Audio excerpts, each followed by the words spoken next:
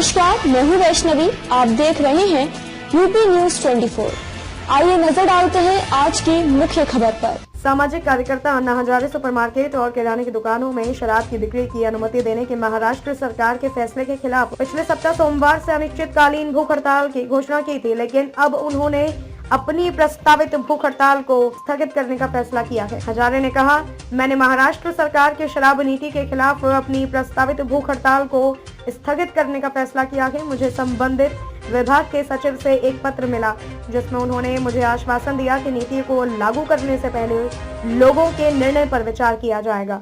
गौरतलब हो कि पिछले हफ्ते हजारे ने मुख्यमंत्री उद्धव ठाकरे को एक पत्र लिखा था जिसमें कहा गया था कि राज्य के लोगों ने मांग की है कि सुपरमार्केट और वॉक इन दुकानों पर शराब की बिक्री की अनुमति देने वाली नीति को तुरंत वापस लिया जाए। रविवार को अपने गांव में हुई बैठक के दौरान हजारे ने कहा कि शराब बेचने के लिए बियर बार, परमिट रूम और दुकानें बहुत है, फिर सरकार इसे सुपरमार्केट और किराना स्टोर में क्यों बेचना चाहती है।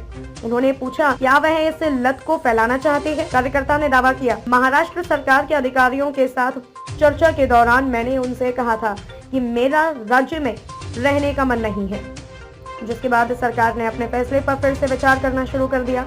हजारे ने कहा कि शराब महाराष्ट्र की संस्कृति नहीं है, जहां छत्रपति शिवाजी महाराज और संत तुकाराम महाराज रहा करते थे।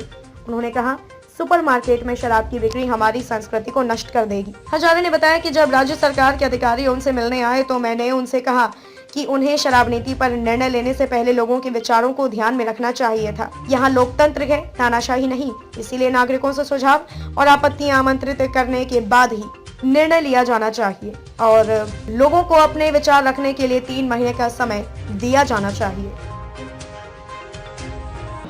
फिलहाल के लिए इतना ही। अगली खबर में फिर मुलाकात होगी। तब तक के लिए देखते रहिए UP news 24। UP news 24 channel को सब्सक्राइब करें व बेल आइकन को प्रेस करना ना भूलें, जिससे आगे आने वाली वीडियो का नोटिफिकेशन आप तक पहुंच सके।